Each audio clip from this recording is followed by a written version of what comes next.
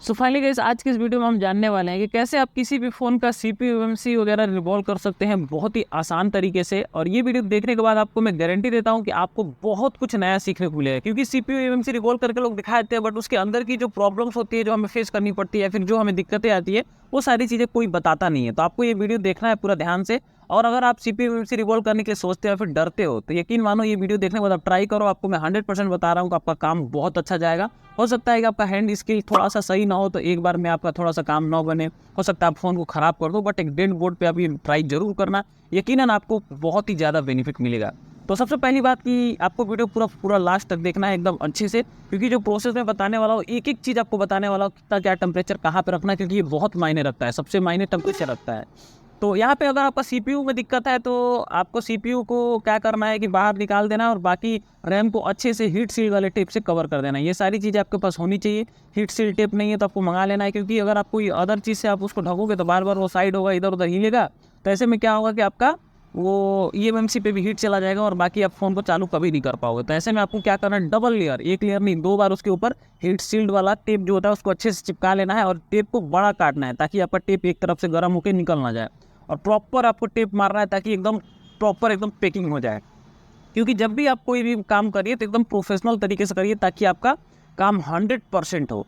यहाँ पे आपको क्या करना है, टेम्परेचर 250 रख के अपना जो साइड का जो ग्लू है, क्योंकि ये ब्लैक पेस्टेड है, तो आपको ग्लू को कटिंग करना है 250 टेम्परेचर रख के। 250 से ज़्यादा नहीं होना चाहिए, थोड़ा कम चलेगा लेकिन ज़्यादा नहीं होना चाहिए। ऐसे में क्या होगा कि जो उसमें साइड में पास एकदम चिपके हुए जो रेजिस्टेंस लगे होते हैं, ये सारे क्या होते हैं कि 350 के टेम्परेचर पे पिघलते हैं। तो 300 टेम्परेचर जब आप रहेगा तो ये क्या होगा, मेल्ट हो जाएंगे और हिल डुल सकते हैं। तो ऐसे में आपका टेम्परेचर जब 250 रहेगा तो आपका ग्लू तो साफ हो जाएगा, बट आसपास के कंपोनेंट नहीं निकलेंगे, क्योंकि ये बहुत जरूरी कंपोनेंट है। कई सारे कंपोनेंट होते हैं, अगर इसमें से एक भी ब्लैक कलर का जो रेजिस्टेंस है अगर मिस हो गया, तो ऐसे में क्या होगा, आपका ये फ़ोन डेड भी हो सकता है उसी के चक्कर में, अब आपको पता भी नहीं चलेगा।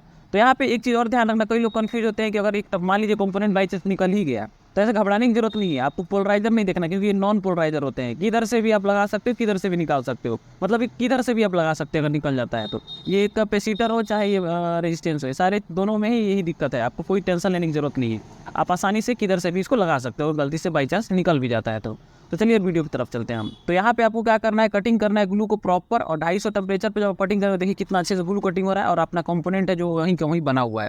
कंपोनेंट पे अगर थोड़ा सा दबाव भी पड़ रहा है, तो कंपोनेंट चूंकि 300 के ऊपर टेम्परेचर पे हिलने वाला है, तो इसलिए कंपोनेंट पे कोई दिक्कत नहीं आ रही है। और ग्लू को एकदम प्रॉपर साफ करना है, हड़बड़ी नहीं करनी है आपको, प्रॉपर चारों तरफ से ग्लू साफ हो जाना चाहिए, बिल्कुल ग्लू बचना नहीं चाहिए।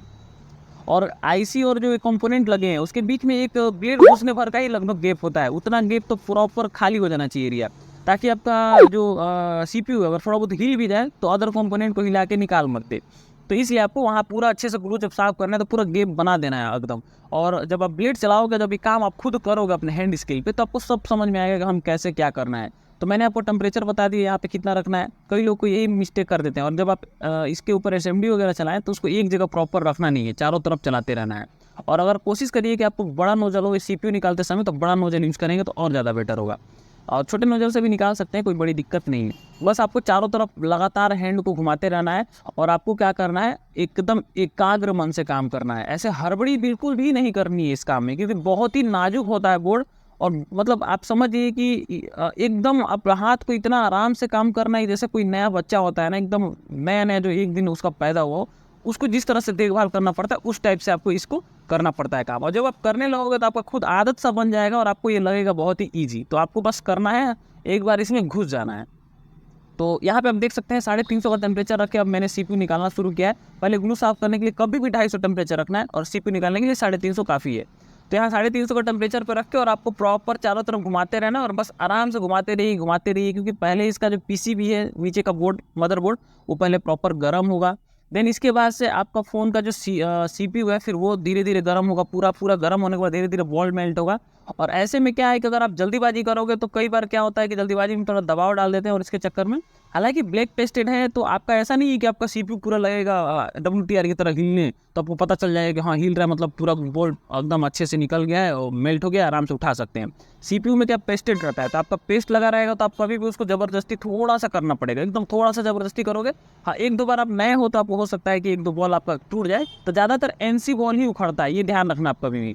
NC बॉल के नीचे कोई भी आपको प्रिंट नहीं दिखेगा। जब आपका बॉल अगर मान लीजिए छोटा सा जो डॉट डॉट देख रहा है बॉल, अगर कोई बॉल उखड़ जाता है तो उसके नीचे आपको छोटा भी प्रिंट नहीं दिखेगा। तो समझ जाइए कोई एनसी बॉल है, मतलब उसका कोई ज़रूरत नहीं है इसके सीपीयू में। और एनसी बॉल बहुत ज़्यादा होते हैं सीपीयू के अंदर, तो आपको घबराने की ज़रूरत बिल्कुल नहीं है, क्योंकि कभी भी ज़्यादातर चांस मोस्टली कि आपका एनसी बॉल ही इसमें से निकलता है। बाकी नॉर्मल जो बॉल रहते हैं वो मजबूत ज़्यादा रहते हैं, वो नहीं निकलते हैं। तो यहाँ पे इसके बाद जब आपका सीपीयू निकल जाता है तो आपको सफाई करना है। सफाई के दौरान आपको ये जो आपका पेस्ट होता है, पेस्ट को अच्छे से पूरा चारों तरफ डाल लेना है। पेस्ट की वजह से आपका फ़ोन जो है, आपका जो ये मदरबोर्ड है, ये पूरा गीला हो जाएगा। देन इसके बाद आपको आराम से इसको सफाई करना है और एकदम हल्के हाथों से इसको रगड़ना है। मतलब इतना आराम से रगड़ना है कि आपको बिल्कुल ऐसा लगे नहीं कि बोर्ड के अंदर कोई भी स्क्रैच तक भी आ जाए, ऐसा टाइप से रगड़ना है। भले आपको टाइम लगे बट आप काम आराम से करिए, क्योंकि जब आप धीरे धीरे काम करने लगोगे तो आपको धीरे धीरे इसका अनुभव होते जाएगा कि हाँ मेरे को कितने हिसाब से रगड़ना है तो स्क्रैच नहीं आएगा। जब तक एक बार आपको अनुभव खुद से नहीं होगा तब तक ये चीज़ आपको नहीं समझ में आएगा। यहाँ पे देख सकते हैं एक स्टेज मेरे गलती से निकल गया, तो घबराने की जरूरत नहीं है, बाद में इसको मैं फिर लगा दूंगा। इसको मैंने ऊपर बोर्ड में चिपका दिया है। और ऐसा अगर आपके साथ भी होता है तो उसको आप अच्छे से रखिए, ध्यान से उसको फेंकिए मत, कहीं भी लगा दीजिए, क्योंकि वो अगर नहीं रहा तो आप मेहनत करें कोई फ़ायदा नहीं होगा, पता चले उस छोटे से कंपोनेंट की वजह से आपका काम पूरा बिगड़ गया। तो ये चीज़ों का ध्यान रखना पड़ता है। तो यहाँ पे आपको क्या करना है, प्रॉपर इसका ग्लू साफ़ करना है। ग्लू साफ़ करने के लिए आपको अच्छे क्वालिटी का, सबसे ज़रूरी है आपका अच्छे क्वालिटी का डिसोल्डिंग वायर होना चाहिए, क्योंकि मोटा डिसोल्डिंग वायर आपको यूज़ नहीं करना। बाबा टूल वगैरह का हो जो अच्छे क्वालिटी का एकदम पतला हो, वही वो यूज़ करना है, क्योंकि उसके जगह मोटा यूज़ करेंगे तो आपका क्या है कि बहुत ज़्यादा स्क्रैच डालेगा अपने बोर्ड पे। तो आपको पतला डिसोल्डिंग वायर यूज़ करना है। यहाँ पे तो मैंने पहले शुरू में ही केवल सोल्डिंग का यूज़ किया, ज़्यादा पेस्ट डाल के, और हल्के हल्के हाथों से पूरा ग्लू को मैंने ज़्यादातर को जो मोटे मोटे ग्लू थे उसको हमने साफ़ कर लिया। देन इसके बाद अब हम सोल्डिंग वायर यूज़ कर रहे हैं। ये जो सोल्डिंग वायर यूज़ कर रहा हूँ ये भी कोई अच्छा सोल्डिंग वायर नहीं है मेरे हिसाब से, इससे भी अच्छा सोल्डिंग वायर अभी हमने मंगाया है। तो इसका भी यूज मतलब आपको बहुत ही प्यार से करना है, एकदम आराम से, रगड़ना तो बिल्कुल नहीं है, प्यार से एकदम धीरे धीरे हल्के हाथों से इसको रगड़ना है। और धीरे धीरे आपका काम होगा, एकदम हड़बड़ी तो बिल्कुल नहीं करनी है, कहने का मतलब मेरे। बहुत ही प्यार से इसको साफ़ करिए और बहुत ही आसानी से आपका जो काम है धीरे धीरे होते जाएगा। हीट सील्ड वाला टेप जो आपने रैम के ऊपर लगाया है, ईएमएमसी के ऊपर लगाया है, अगर वो गलती से इधर उधर हिल जाता है तो उसको ऐसे प्रॉपर साइज पे बनाए रखें। थोड़ा भी रैम आपका बिल्कुल दिखना नहीं चाहिए। कई फ़ोन में ऐसा होता है कि रैम और सीपीयू एकदम पास होते हैं, तो उसमें क्या होता है गैप जल्दी नहीं बनता है, तो वहाँ भी आपको ध्यान रखना है कि पूरा प्रॉपर कवर होना चाहिए आपका सीपीयू। इसके बाद आपका सीपीयू और ये जो रैम वगैरह क्लीन करने के लिए मुझे लगता है आप लोग ज़्यादातर क्लीनर या फिर फेल्कन यूज़ करते होंगे, लेकिन मैं आपको बता रहा हूँ कि रियल लाइफ और मैकेनिक का आता है बोर्ड क्लीनर। इसका नाम है पीसीबी बोर्ड क्लीनर। आप सर्च करिएगा आपको मिल जाएगा, या फिर अपने होलसेलर को बता दीजिएगा तो आपको दे देंगे। उसका नाम है जैसे रियल लाइफ कंपनी का तो real life PCB board motherboard cleaner, आप ऐसे सर्च करेंगे तो आपको आ जाएगा। उस क्लीनर का आप यूज करके देखिए, इतना बेहतरीन है वो कि आपका जो बोर्ड पे अगर पीला पीला दाग होता है जो छूटता नहीं है रगड़ने से, अगर वो क्लीनर आप यूज करोगे तो एसिड की तरह उसको रगड़ के छुड़ा देता है। बहुत ही खतरनाक है और बहुत बेहतरीन है। हालांकि आपके हाथ वगैरह में ऐसा नहीं कि हाथ पे पड़ जाएगा तो एसिड है तो जला देगा, इतना भी खतरनाक नहीं है, बट बोर्ड के लिए तो खतरनाक है। तो आप उस क्लीनर का यूज कर सकते हैं। मैं आपको यहाँ पे स्क्रीनशॉट दे दूँगा, आप देख लीजिएगा और उस क्लीनर को आप लोग मंगा लीजिएगा, बहुत ही अच्छा क्लीनर है। यहाँ पे अब आपका क्या करना है, आपका पीसीबी तो क्लीन हो गया, अब आपका सीपीयू क्लीन करना है। यहाँ पे भी पेस्ट लगा लेना है प्रॉपर, क्योंकि आप अगर आप सूखा क्लीन करोगे तो ऐसे में क्या होगा, आपका पूरा जो पीसीबी हो रगड़ खा जाएगा। तो आपको इस पर ये पेस्ट लगा लेना है ताकि सॉफ्ट हो जाए। और इसके बाद आपको इसके ऊपर का भी ग्लू आपको धीरे धीरे हल्के हाथों से साफ़ कर लेना है।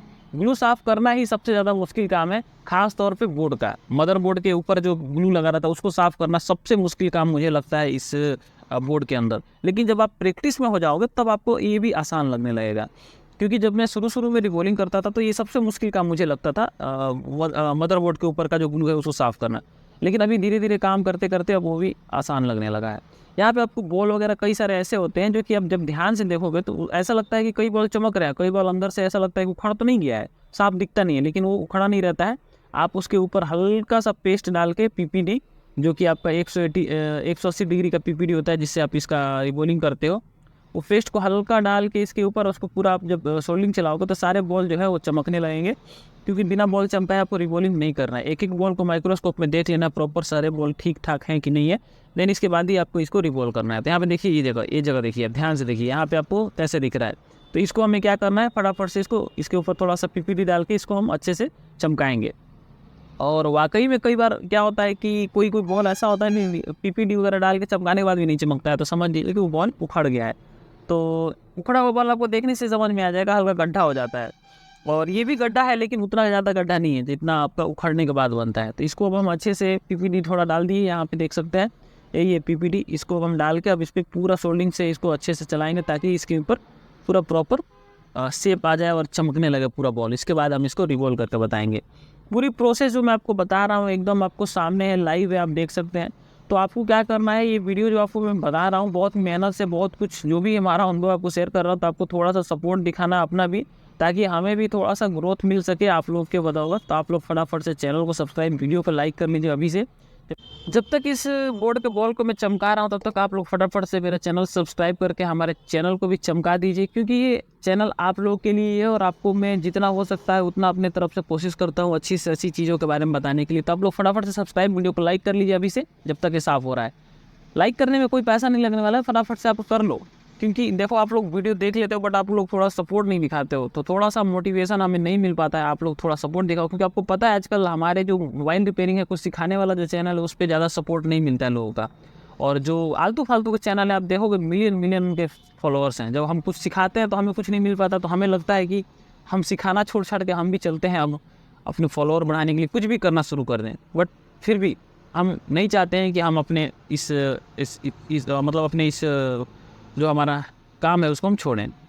तो यहाँ पे आपको क्या करना है, जब आपका पूरा बोर्ड चमक जाए तो आपको थोड़ा सा एक बार डिसोल्डिंग वायर से फिर से आपको क्या करना है, पूरा प्रॉपर एक बार इसके ऊपर चला देना है, ताकि आपका जो भी बॉल ऊपर मतलब बड़ा छोटा है सब बराबर में आ जाए। और जो भी बड़ा बॉल बन गया जिसके ऊपर सोल्डिंग चिपक गया है उसको ये जो आपका ये डिसोल्डिंग वायर है ये अपना क्लीन कर दे।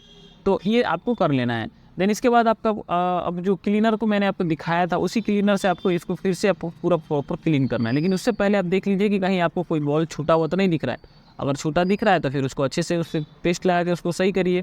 अदरवाइज अगर आपका बॉल सब सही है तो आप क्लीन करिए। क्लीन करने के बाद फिर एक बार देखिए कहीं बॉल कोई ऐसा तो नहीं है जो कि आपका अभी भी चमक नहीं रहा हो। तो जब प्रॉपर श्योर हो जाए, अगर नहीं श्योर है तो फिर दोबारा ये प्रोसेस करिए। उस जगह पर आपको पेस्ट डालना है, फिर पीपीडी हल्का डालना है, फिर उसको चमकाना है। और जब सब क्लियर हो जाए और अगर गलती से मतलब कोई बॉल टूट जाता है या फिर उसके अंदर कोई प्रॉब्लम आ जाती है तो उसको कैसे आपको ठीक करना है यूवी लाइट, यूवी ग्लू से, वो भी मैं आपको किसी और वीडियो में बता दूंगा कि कैसे आप कोई बॉल अगर उखड़ जाता है तो कैसे आप उसको ठीक कर सकते हो। तो वो चीज़ मैं आपको आगे कभी बता दूंगा। तो यहाँ पे हमारा बॉल जो है वो लगभग हमने सभी को चमका दिया है। अब हमको क्या करना है, यहाँ पे प्रॉपर जब सारा काम हो जाए तो आपको साफ़ कर लेना है। साफ़ करना सबसे ज़्यादा ज़रूरी है। क्लीनिंग इतनी अच्छी होनी चाहिए कि कोई भी देख के बोले कि हाँ बंदा एक मतलब अच्छे लेवल का रिपेयर है। तो सफाई एकदम प्रॉपर रखनी है, प्रोफेशनल की तरह आपको काम करना है। ऐसा नहीं कि चलो बस टेम्प्रोरली बस किए, जैसे होता है ना कि स्टील उखाड़ने के लिए लोग शॉर्टकट तरीका ढूंढते हैं, पूरा बोर्ड को उखाड़ देते हैं। और अक्सर क्योंकि डेड फ़ोन है तो आपको उखाड़ने में कोई दिक्कत जाता नहीं है। आपको क्या पता है आपने तो उखाड़ दिया बट फ़ोन डेड भी ऑलरेडी डेड है। अब आप बनाओगे तो कोई गारंटी नहीं है कि आपको फ़ोन बनेगा, क्योंकि आपने पहले ही इसका एक टांग काट दिया है। तो अब आपको क्या गारंटी है कि फ़ोन चालू होगा? कहीं हो सकता है कि आपका फ़ोन बन भी सकता था, आपने उखाड़ के उसको गड़बड़ कर दिया। तो कभी भी ये चीज़ ध्यान रखिए, अगर आप बोर्ड का जो ऊपर का जो लेयर, तो ऊपर कोई भी बोर्ड हो उसके ऊपर अगर कोई भी स्टील की जो परत जो चिपकी रहती है जिसको हम आईसी वगैरह कवर किया रहता है, उसको अगर आपको उखाड़ना है स्टेंसिल को, तो कभी भी आपको गर्म करके प्रॉपर एक सेफ तरीके से निकालना है, जिस पे मैंने पहले वीडियो बना रखा है और बहुत सारे यूट्यूबर्स ने वीडियो बना कर बता रखा है कैसे आप कई सारे तरीके से उसको आसानी से निकाल सकते हो। तो ये चीज़ आपको ध्यान रखना है। जब ये बोर्ड पूरा प्रॉपर अभी आपका ये डिसोल्डिंग वायर से आप क्लीन कर लें, अब श्योर हो जाए कि हाँ एकदम प्रॉपर सब कुछ हो चुका है, तब आपको फिर से वही क्लीनर यूज़ करना है जो आपको मैंने पहले बताया था। और वो क्लीनर बहुत अच्छा है, उससे आप कोई भी चीज़ आप क्लीन करते हो तो आपको यकीन मानो आपको मतलब आपको जो रिजल्ट मिलेगा, अगर जो यूज करते हैं उनको तो अच्छे से पता है, लेकिन जो फेल्कॉन वगैरह यूज करते हैं और लगता है उनको फेल्कॉन ही बहुत अच्छा है, तो अगर उसको यूज कर लेंगे तो जो रिजल्ट वो देखेंगे, चाहे चार्जिंग पिन हो चाहे कोई भी चीज़ आप चेंज कर रहे हो, पीसीबी को बेसिकली क्लीन करने के लिए पीसीबी को अगर आप उसको यूज करके देख लो, वो इतना बेहतरीन है कि आप दूसरा क्लीनर ही भूल जाओगे। तो आप लोग उसको जरूर ट्राई करना। तो यहाँ पे प्रॉपर हमारा हो चुका। अब देखिए इस क्लीनर को यूज कर रहा हूँ तो ये पीला पीला जो दाग है कितनी आसानी से ये इसको निकाल दे रहा है। जबकि अगर इसी की जगह पे अगर मैं फेल्कॉन यूज करता तो इसको रगड़ रगड़ के मेरा हालत ख़राब हो जाता, लेकिन फिर भी ये पीला पीला दाग प्रॉपर नहीं निकल पाता। तो इसलिए मैं रुई की वजह से इसको बहुत ही आसानी से निकाल ले रहा हूँ। और वही अगर फेल्कॉन यूज़ करता तो बहुत ज़्यादा रगड़ना पड़ता, जिसकी वजह से ये हमारा जो CPU ख़राब भी हो सकता था। तो अभी प्रॉपर क्लीन हो चुका है हमारा। अब हमको क्या करना है, रिवॉल्विंग करना है। रिवॉल्विंग के लिए आपको प्रॉपर पहले देख लेना है, इसकी स्टेंसिल ढूंढ लेनी है। यूनिवर्सल स्टेंसिल में लगभग सारे काम हो जाते हैं। और अच्छे से रिवॉल्व हो जाता है। तो आपको ऐसा ज़रूरी नहीं है कि यही स्टेंसिल चाहिए। तो यहाँ पे स्टेंसिल में आपको देखना बैठा के सारे बॉल किस में एकदम प्रॉपर बैठ रहे हैं। तो यहाँ पे मैं अलग अलग साइज़ के स्टेंसिल को जो है, इसी स्टेंसिल में बहुत सारा अलग अलग खाँचा बना होता है यूनिवर्सल में। तो आपको सब में लगा कर ट्राई करना है किस में ये प्रॉपर बैठ रहा है। आपको सबको ट्राई करते रहना है, जिस तरह से मैं आपको ट्राई करके दिखा रहा हूँ। अब आप जब इसको ट्राई करो तो आपको पता चल जाएगा, जब आप करने लगोगे इस काम को तो आपको खुद अनुभव लग जाएगा, हाँ प्रॉपर बॉल सभी दिखाई देने लगे। यहाँ पे देखिए तो एक तरफ चमक रहा है, एक तरफ नहीं चमक रहा है। और इसमें देखिए ये वाले में भी आपको देखेंगे तो आपको प्रॉपर यहाँ पे नहीं आ रहा है। तो चलिए अब दूसरा फिर से ट्राई करते हैं। इसमें बहुत सारे स्टेंसिल है, किसी में भी आप ट्राई कर सकते हैं।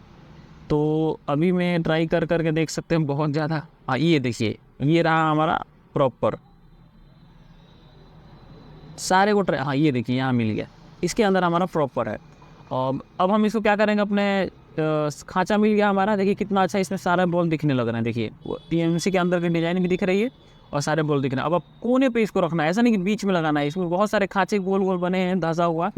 अगर इस सीपीयू को आप बीच में रखते तो यहाँ पे होता ये है कि बीच में रखने से आपका पूरा चारों तरफ पीपीडी लग जाता है और नीचे पीपीडी नीचे चला जाता है। लेकिन अगर आप कोने पर रखोगे तो दो कोना तो आपने ऐसे ही सेव कर लिया, ऊपर का कोना साइड का कोना, दो कोने बचते हैं, उसमें हल्का फुल्का साइड में भी चला जाता है तो फ़र्क नहीं पड़ता है।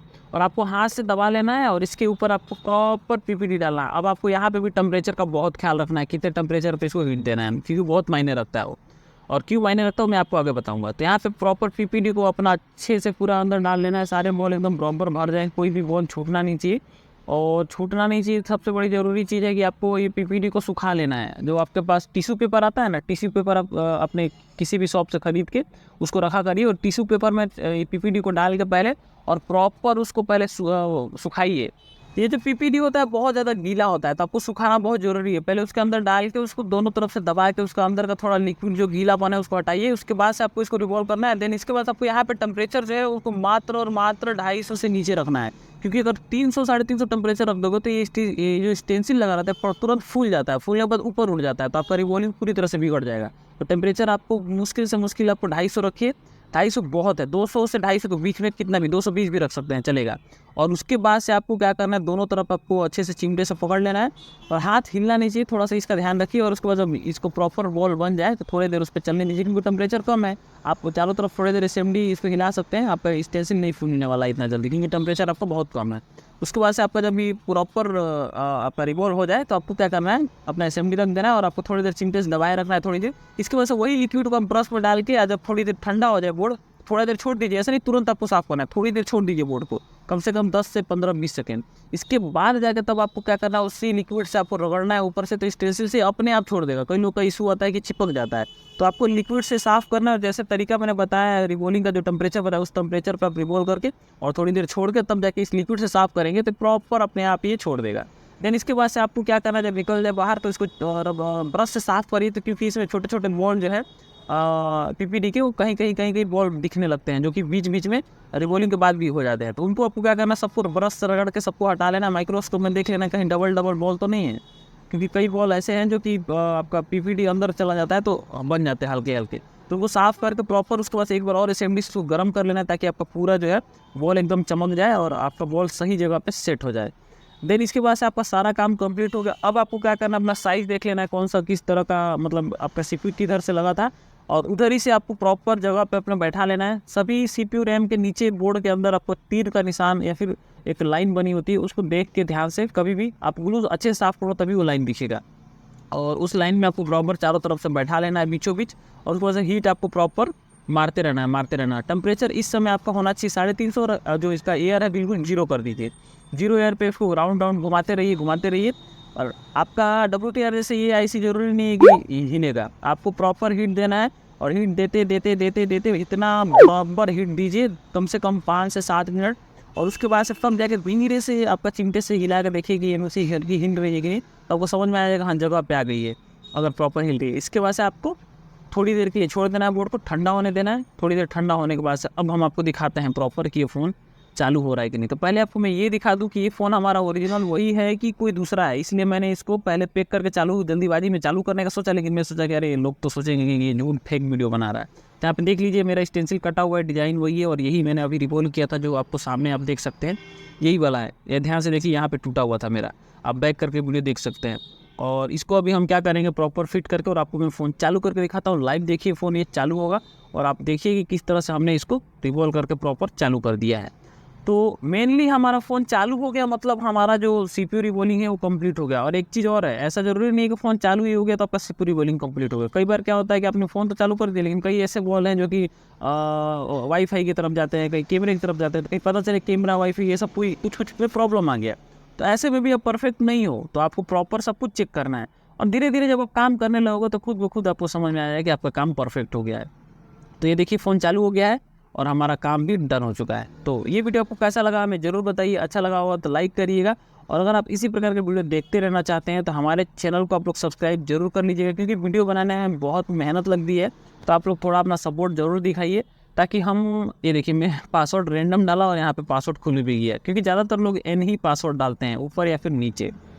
तो ये देख सकते हैं फ़ोन प्रॉपर वर्क कर रहा है, और यहाँ पे हमने बहुत कुछ ट्राई किया इस फ़ोन के अंदर, सब कुछ प्रॉपर चल रहा है, कोई भी प्रॉब्लम इसके अंदर नहीं आ रही है। तो इसका मतलब ये है कि हमारा फ़ोन अच्छे से वर्क कर रहा है और हमारा काम हो गया है। तो बस इस वीडियो में इतना ही, मिलेंगे किसी और वीडियो में आप लोग से किसी और नए टॉपिक के साथ। तब तक के लिए जय हिंद दोस्तों।